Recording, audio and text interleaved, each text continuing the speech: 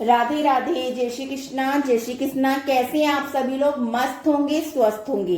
तो हमने आपको पहले सुनाया गीता का पहला अध्याय, दूसरा अध्याय। तो आज हम आपको सुनाते हैं तीसरा अध्याय।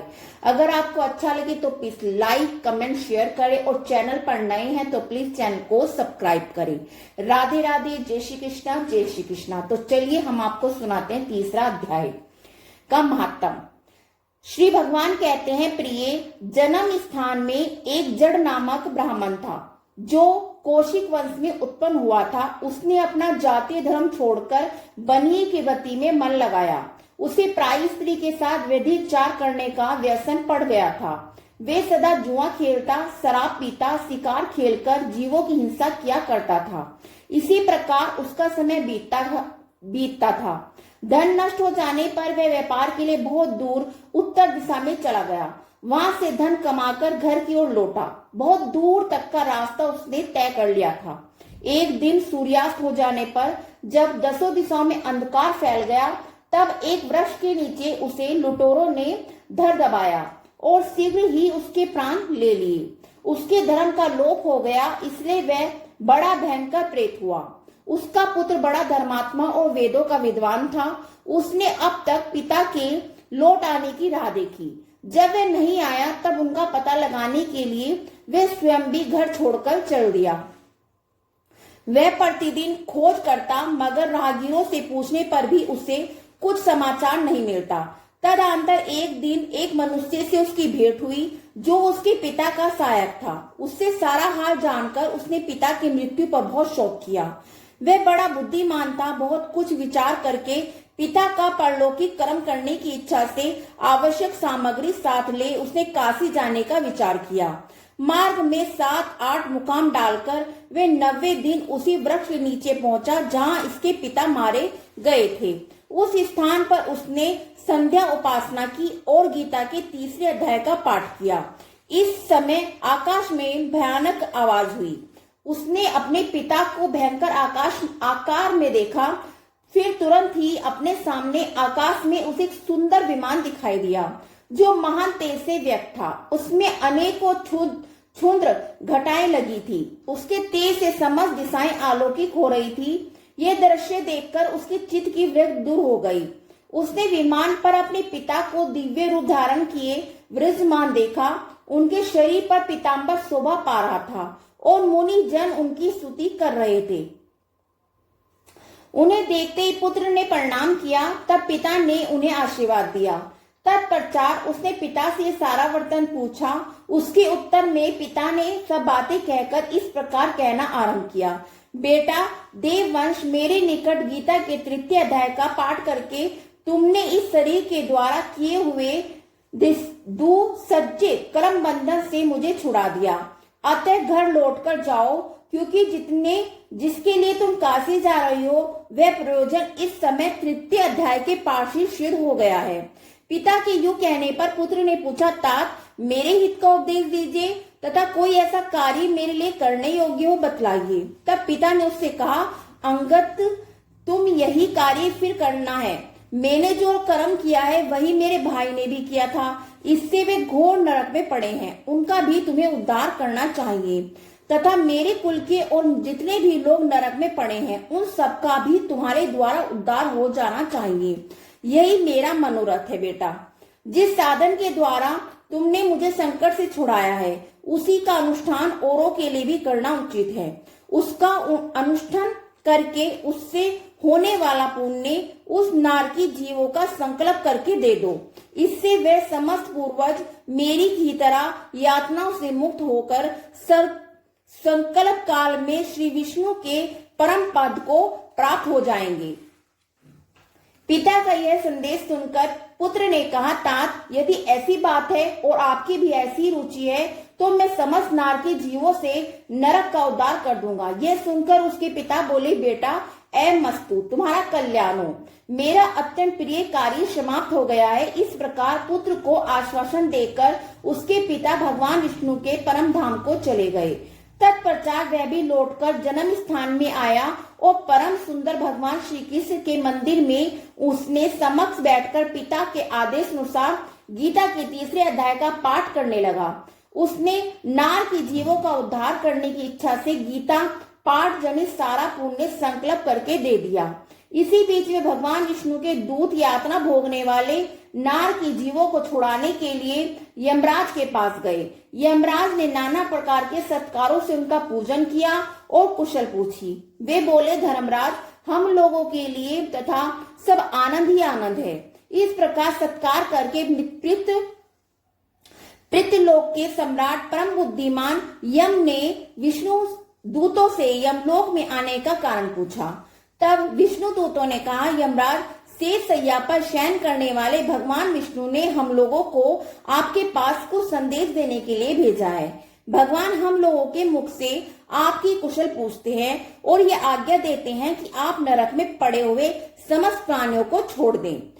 अमित तेजस्वी भगवान विष्णु का यह आदेश सुनकर यम ने मस्तक झुकाकर उन्हें स्वीकार किया और मन ही मन कुछ सोचा। तत्पश्चात मंदोमद नार की जीवों को नरक से मुक्त देखकर उनके साथ ही वे भगवान विष्णु के साथ वास स्थान को चले गए। यमराज श्रेष्ठ विमान के द्वारा जहां क्षीर सागर है वहां जा पहुंचे। उसके भीतर कोटि कोटि सूर्य के समान प्रांतिमान नील कमल दल के समान श्याम सुंदर वाले लोकनाथ जगत गुरु श्री हरि का उन्होंने दर्शन किया। भगवान का तेज उनकी सैया बने हुए शेषनाग के फनों की मणियों के प्रकाश से 2 गुना हो रहा था। वे आनंद युक्त दिखाई दे रहे थे। उनका हृदय प्रसन्नता से परिपूर्ण था। भगवती लक्ष्मी अपनी सरल चिंतन से प्रेम पूर्वक उन्हें बार बार निहार रही थी। चारों ओर योगी जन भगवान की सेवा में खड़े थे। उन योगियों की आंखों के तारे ध्यान स्थित होने के कारण निश्चल प्रतीत होते थे। देवराज इंद्र अपने विरोधियों को परास्त करने के लिए उद्देश्य से भगवान की स्तुति कर रहे थे।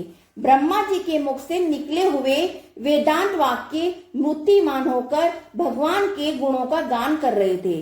भगवान पूर्णतः संतुष्ट होने के साथ ही समस्त योनियों की ओर से उदासीनता प्रतीत होती है। जीवों में से जिन्होंने योग साधन के द्वारा अधिक पुण्य संचय किया था, उन सबको एक ही साथ वे कृपा दृष्टि से निहार रहे थे। भगवान अपने स्वरूप भूत अखिल चराचर जगत को आनंद पूर्वक दृष्टि से आमोदित कर रहे थे। शेषनाग की प्रभा से उदासित एवं सर्वत्र व्यापक दिव्य विग्रह धारण किए नील कमल के सदृश्य श्याम वर्ण वाले श्री हरि ऐसे जान पड़ते मानो चांदनी से घिरा हुआ आकाश सुशोभित हो रहा हो। इस प्रकार भगवान की झांकी करके यमराज अपनी विशाल बुद्धि के द्वारा उनकी स्तुति करने लगे। यमराज बोले, संपूर्ण जगत का निर्माण करने वाले परमेश्वर, आपका अंतकरण अत्यंत निर्मल है। आपके मुख से वेदों का प्रत्युभाव हुआ है। आप ही विश्व स्वरूप और इसके विधायक ब्रह्मा है। आपको नमस्कार है। अपने बल और वेग के कारण जो अत्यंत दूर से प्रतीत होते हैं, ऐसे दानव वेदों का अभिमान चूर करने वाले भगवान विष्णु को नमस्कार है। पालन के समय सत्य में शरीर धारण करने वाले विश्व के आधारभूत सर्वव्यापी श्रीहरि को नमस्कार है। समस्त देवधारियों की पातक राशि को दूर करने वाले परमात्मा को प्रणाम है। जिनके ललाटवर्ती नेत्र के तनिक सा खुलने पर भी आग की लपटें निकलने लगती है, उन रुद्र रूपधारी आप परमेश्वर को नमस्कार है। आप संपूर्ण विश्व के गुरु आत्मा और महेश्वर हैं। आप समस्त विश्व वैष्णव जनों को संकट से मुक्त करके उन पर अनुग्रह करते हैं। आप माया से विस्तार को प्राप्त हुए अखिल विश्व में व्याप्त होकर कभी माया अथवा उसमें उत्पन्न होने वाले गुणों से मोहित नहीं होते। माया तथा माया जनित गुणों के बीच में स्थित होने पर भी आप पर उनमें से किसी का प्रभाव नहीं पड़ता। आपकी महिमा का अंत नहीं है, क्योंकि आप असीम हैं। फिर आप वाणी के विषय कैसे हो सकते हैं? अतः मेरा मौन रहना ही उचित है। इस प्रकार स्तुति करके यमराज ने हाथ जोड़कर कहा, जगत गुरु, आपके आदेश से इन जीवों को गुण रहित होने पर भी मैंने छोड़ दिया। अब मेरे योग्य और जो कार्य है उससे बतलाइए। उनके यूं कहने पर भगवान मधुसूदन मेघ के समान गंभीर वाणी द्वारा मानो अमृत से सींचते हुए बोले, धर्मराज, तुम सबके प्रति सम्मान भाव रखते हो, लोगों को पाप से उद्धार कर रहे हो, तुम पर देवधारी का भार रखकर मैं निश्चिंत हूँ, अतः तुम अपना काम करो और अपने लोक को लौट जाओ। यूं कहकर भगवान अंतर्ध्यान हो गए। यमराज भी अपनी पुरी को लौट आए।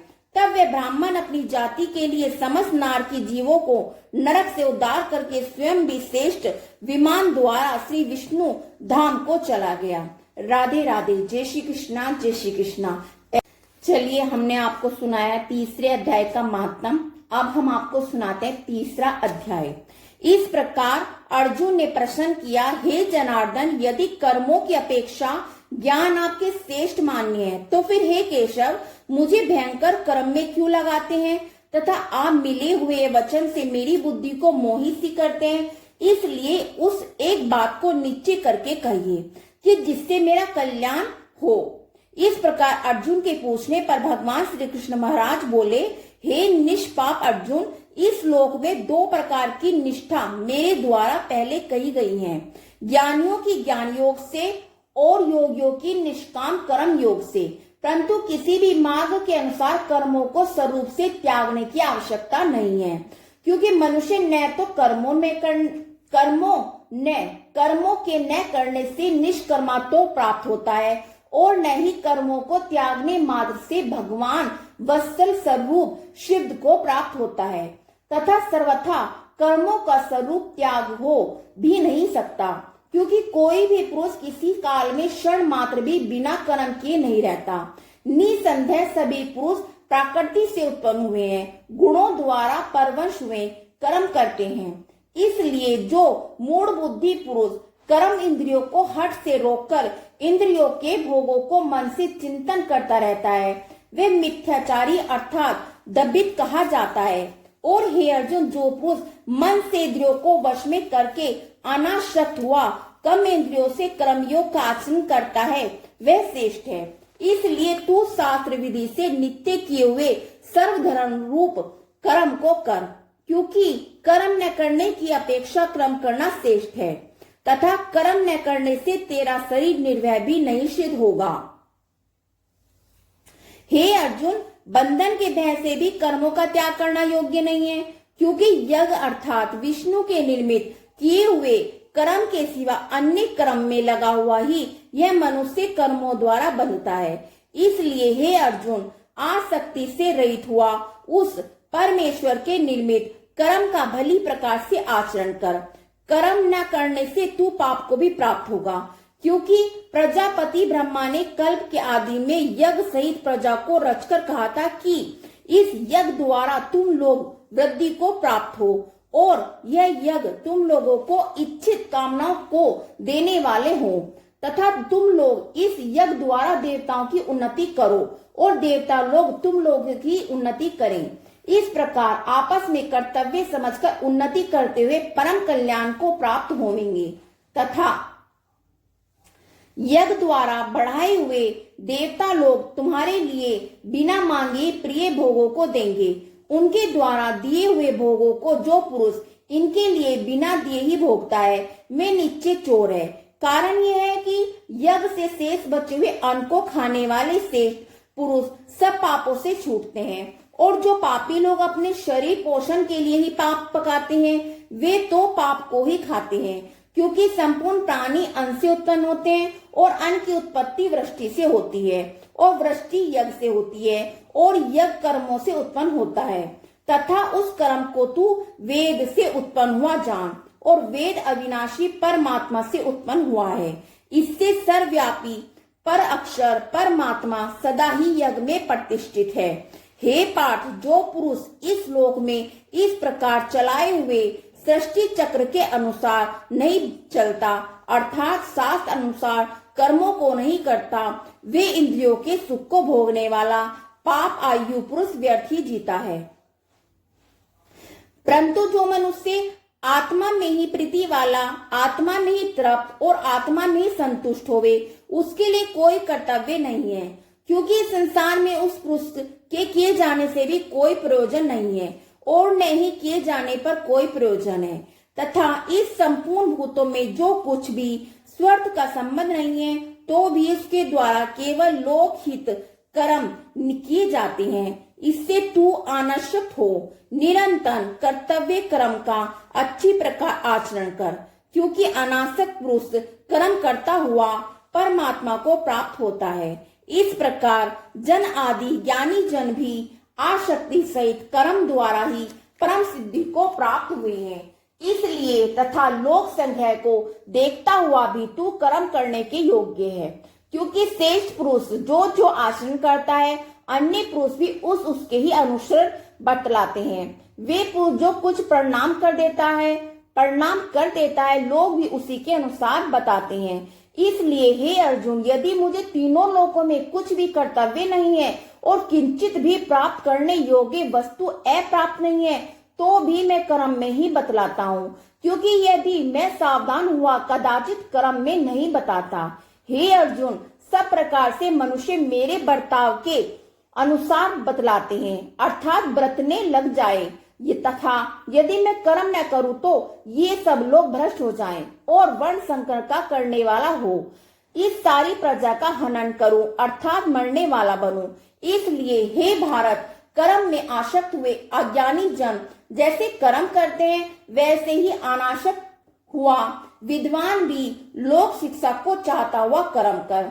ज्ञानी पुरुष को चाहिए कि कर्मों से आसक्ति मिले, अज्ञानियों की बुद्धि में भ्रम अर्थात कर्मों में अश्रद्धा उत्पन्न न करे, किंतु स्वयं परमात्मा के स्वरूप में स्थित हुआ और सब कर्मों को अच्छी प्रकार करता हुआ उनसे भी वैसा ही करवावे। हे अर्जुन, वास्तव में संपूर्ण कर्म प्रकृति के गुणों द्वारा किए हुए तो भी अहंकार से मोहित हुए अंत कारण वाला पुरुष मैं करता हूँ, ऐसा मान लेता हूँ। परंतु हे महाभाव, गुण विभाग कर्म विभाग के तत्व को जानने वाला ज्ञानी पुरुष संपूर्ण गुणों में बतलाता है, ऐसा मानकर नहीं आसक्त होता है, और प्रकृति के गुणों से मोहित हुए पुरुष गुण और कर्मों में आसक्त होते हैं। उन अच्छी प्रकार ने समझने वाले मूर्खों को अच्छी प्रकार जानने वाला ज्ञानी पुरुष चलामान न करे। इसलिए हे अर्जुन, तू ध्यान निष्ठा चिंत से संपूर्ण कर्मों को मुझ में समर्पण कर, आशा रहित और ममता रहित होकर संताप रहित हुआ युद्ध कर। हे अर्जुन, जो कोई भी मनुष्य दोष बुद्धि से रहित श्रद्धा से युक्त सदा ही मेरे इस मत के अनुसार बतलाता है वह पुरुष संपूर्ण कर्मों से छूट जाता है, और जो दोष दृष्टि वाले मूर्ख लोग इस मेरे मत के अनुसार नहीं बतलाते हैं उन संपूर्ण ज्ञानों में मोहित चित्त वाले को तू कल्याण से भ्रष्ट हुए ही जान, क्योंकि सभी प्राणी प्रकृति को प्राप्त होते हैं अर्थात अपने स्वभाव से परवश हुए कर्म करते हैं। ज्ञानवान भी अपनी प्रकृति के अनुसार चेष्टा करता है, फिर इसमें किसी का हट क्या करेगा। इसलिए मनुष्य को चाहिए कि वह इंद्रियों के अर्थ में सभी इंद्रियों के भोगों में स्थित जो राग और द्वेष है उन दोनों के वश में नहीं होवे, क्योंकि इसके वे दोनों ही कल्याण मार्ग में विघ्न करने वाले महान शत्रु हैं। इसलिए उन दोनों को जीतकर सावधान होकर शव धर्म का आचरण करें, क्योंकि अच्छी प्रकार आचरण किए हुए दूसरों के धर्म से गुण रहित भी अपना धर्म अति उत्तम है। अपने धर्म में मरना भी कल्याणकारक है और दूसरों का धर्म भय को देने वाला है। इस प्रकार अर्जुन ने पूछा, हे कृष्ण, फिर यह पुरुष बलात् लगाए हुए सदृश्य न चाहता हुआ भी किससे प्रेरणा हो पाप का आचरण करता है। इस प्रकार अर्जुन के पूछने पर श्री कृष्ण भगवान बोले, हे अर्जुन, रजोगुण से उत्पन्न हुआ यह काम ही क्रोध है। ये ही महाअश्वन अर्थात अग्नि के सदृश्य भोगों से न तृप्त होने वाला बड़ा पापी है। इस विषय में इसको ही तू वैरी जान। जैसे धुएं से अग्नि और मल से दर्पण ढका जाता है, वैसे ही जोर से गर्भ ढका हुआ है, वैसे ही उस काम के द्वारा यह ज्ञान ढका हुआ है। और हे अर्जुन, इस अग्नि सदृश्य ने पूर्ण होने वाले काम रूप ज्ञानों के नित्य वैरी से ज्ञान ढका हुआ है। इंद्रियां, मन और बुद्धि इस काम के वास स्थान कहे जाते हैं। और ये काम इन मन बुद्धि इंद्रियों को ही ज्ञान को आच्छादित करके इस जीवात्मा को मोहित करता है। इसलिए हे अर्जुन, तू पहले इंद्रियों को वश में करके ज्ञान और विज्ञान के नाश करने वाले इस काम पापी को निश्चय पूर्वक मार। और यदि तू समझे कि इंद्रियों को रोककर काम रूप वैरी को मारने की मेरी शक्ति नहीं है, तो तेरी ये भूल है, क्योंकि इस शरीर से तो इंद्रियों पर श्रेष्ठ बलवान सूक्ष्म कहते हैं, और इंद्रियों से पर मन है, और मन से ही पर बुद्धि है, और जो बुद्धि से भी अत्यंत पर है वह है आत्मा।